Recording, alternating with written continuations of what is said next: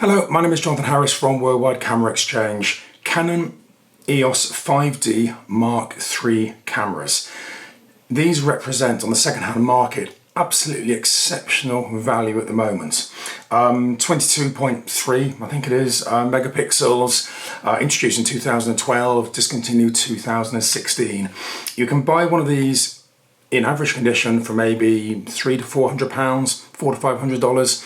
You can buy one of these in exceptional condition for about £500, maybe $600, $650. It's a pro spec camera. It's fantastically made. It's full frame. What can I say?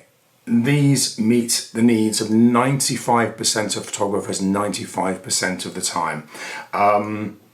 Considerably cheaper than the Mark IV version that replaced this, and a massive amount cheaper than any equivalent modern mirrorless camera that are all the rage these days. Now, these really do represent incredible value.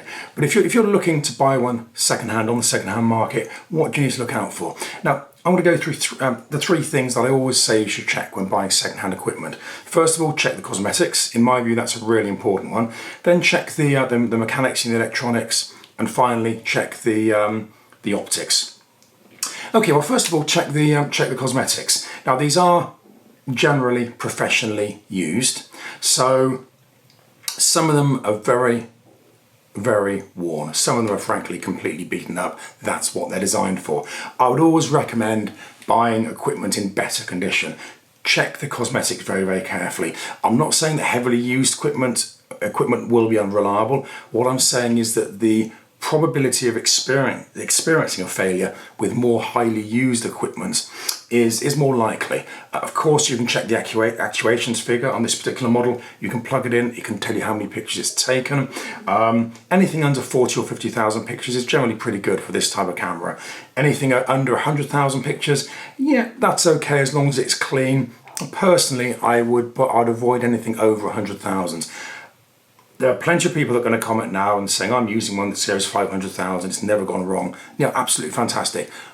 All I'm suggesting is that the lower used cameras are less likely to suffer faults. Yeah, and from experience, I see a lot of these cameras that generally is the case. But look at the cosmetics. Make sure there's no marking on the head. Make sure there's nobody's dropped it on the head and the hot shoe here is distorted. Make sure there's no heavy wear around the corners here and here. Have a look on the base. Look at these corners. A little bit of metal is likely to be showing. A little bit of marking on the tripod base is likely. This one is exceptionally good, so in very nice condition. You will see a little bit of metal, and that's all right. What I'm saying is avoid the cameras that show a lot of metal.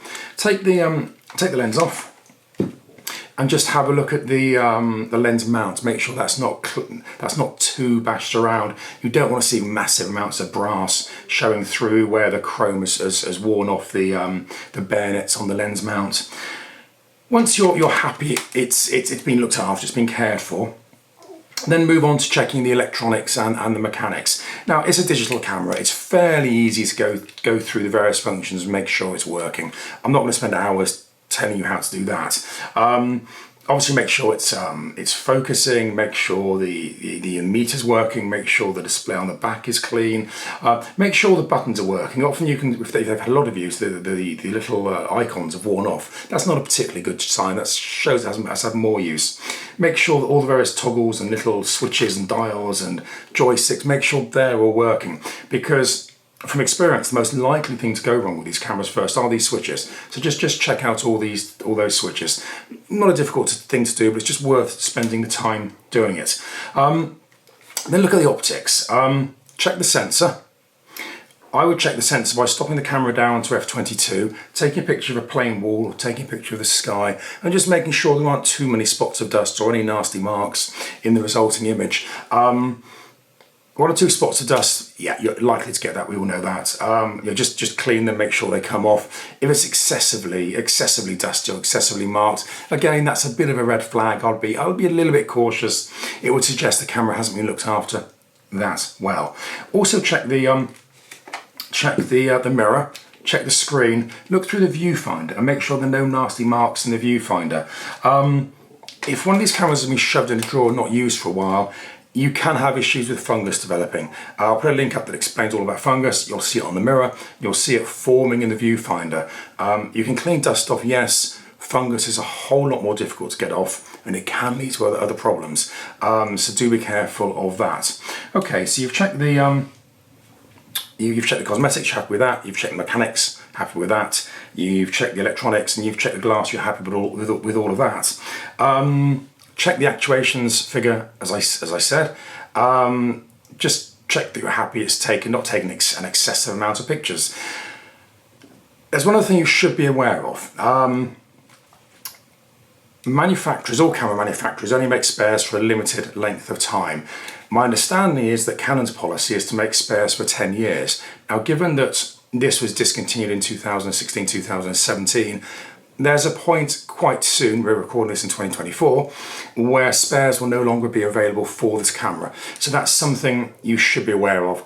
Personally, I think that's an absolute disgrace. I think with a high spec professional camera that costs what these cost, Canon should be supporting for 15, even 20 years. But the deal is they support for 10 years. That's something you should be aware of.